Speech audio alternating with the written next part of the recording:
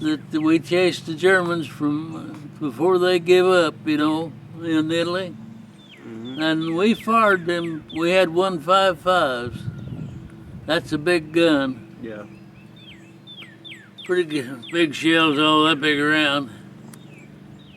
And that 10 days, we'd set the gun, and the Germans get out of range. We'd have to pull up and go back and chase them till they give up. In them 10 days. And that was all in the putting here 4 years, like 1 month being 4 years that I was in. That's absolutely all the fighting that I got in on. Well, that's right. Dad, he always told us as we was growing up, he said, oh, I was just a Jeep driver. He said, I drove an officer around. And so I asked him one day, I said, did you see much action, Dad? He said, oh, yeah. I said, I thought you just drove an officer around. He said, yeah, but he always wanted to be the first one there. Yeah. Well, that's what Herbie Morgan done, that guy I was telling about. But he had 7 battle stars. You know what a battle star was? Mm-hmm. In the theater war. I had 2. Well, one in the Aleutian Islands and one in Italy. And that's 2, and that's all I got. But I was in 4 years, almost. Yeah, Dad got shot in France.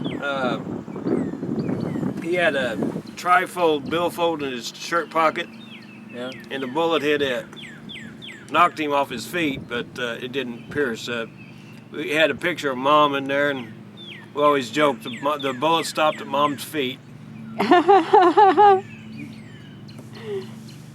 Oh, I had it looking back on it, and I didn't have nothing special about me at all getting in. But I had it pretty easy, really. It just turned out that way.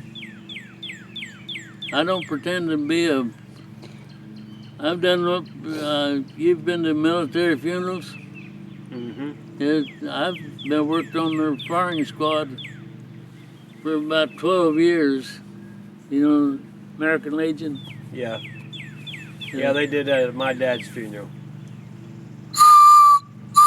Where was he buried at? Bethel Cemetery. I could have very well. What year, do you know? It was 6 years ago. Well, I've been out of it more than that. But that's one of the shells we used. We had M1s. Yeah, I remember at Dad's, even though we knew they was going to shoot, when those guns went off, you still shook all over. Yeah. Well, he probably he saw probably lots more than I did. I didn't, I'm telling you right, I just didn't see much, but it wasn't my fault, it just the way it happened. You were in Italy, though, when what's the Italy guy? Mussolini? Mussolini. I wanted to say El Duce, but Mussolini was hung. He said he was there. Right. We saw him. They caught up with the Germans before they got to Austria. They had Mussolini and his girlfriend, and there was 4 or 5 men, all in a bunch. And they lined them up and shot them. And then they hung them up. You ever butcher a hog?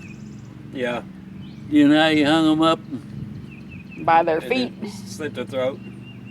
That's the way them guys looked hanging. They had some kind of something hanging them all up there upside down. Now that's I actually saw them. If you got a computer, now you can look that up on the computer and you can see what I'm talking about. Yeah, I've seen that on the History Channel. But that was that cathedral that was telling you about in Italy. They rung bells for, well, they were all Catholic over there, and they rung bells, and they had Catholic churches everywhere. I was watching a thing just the other day on Doolittle's Raiders. Oh, yeah. And they said that they came in so low over Japan that Tokyo that the anti-aircraft gunners had to suppress their guns, and they said more of their shells hit the city than their bombs did.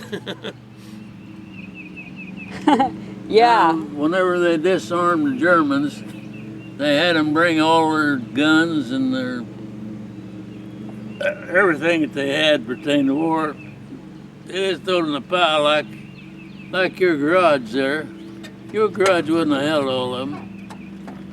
And had rifles and pistols and Tommy guns and even trucks and cars. They just made a big pile of them out there where we was in Italy. The war was over, see, and there's disarming the Germans. Yeah. Well, I'm a kind of a pack rat, or was then, and still am, I guess. I picked up a bunch of stuff. All you had to do to get it, them souvenirs. Mm-hmm. And you couldn't send pistols home. Everything else you could send home. You know, box it up, and you had to pay postage from New York home. Well, I sent home a whole box full of stuff. But whenever I got ready to go home, I had pistols. I had 7 pistols. I had 9 pistols. I had 9 pistols. And they come out with a rule you could get on the boat with three pistols. That's all you could take home with you. And so there I was with 9, and some of the guys were just too lazy to gather up any of that stuff. And I gave 2 guys that I knew 1 pistol to get on the boat and get past the inspector.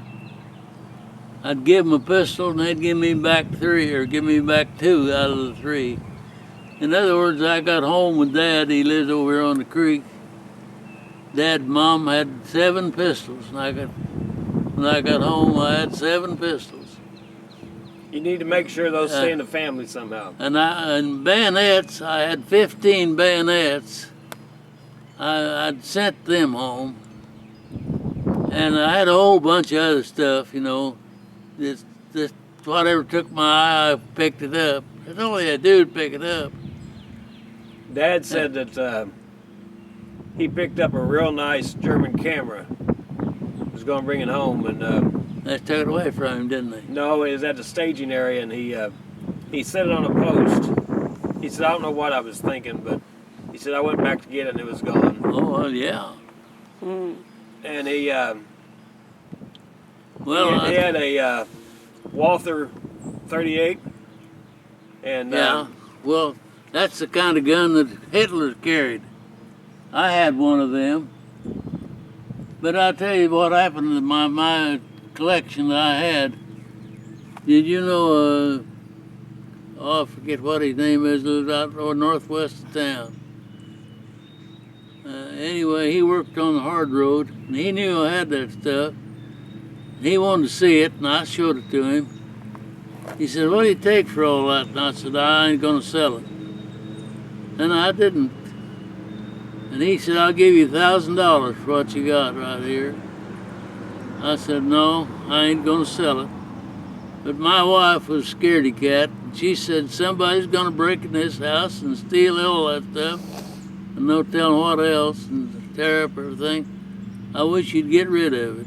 That's what my wife said. And I saw that guy, he worked on the hard road. He had a state job, you know, driving a truck. And I saw him over here by the County Farm Road one day, and he flagged me down and said, you decided to sell that stuff? I said, well, maybe. I said, what'll you give? He said, well, what'll you take? I said, I'll take $12.50 for what I got. He said, I'll be over and get it. And he come over and bought me out. That's where it went to.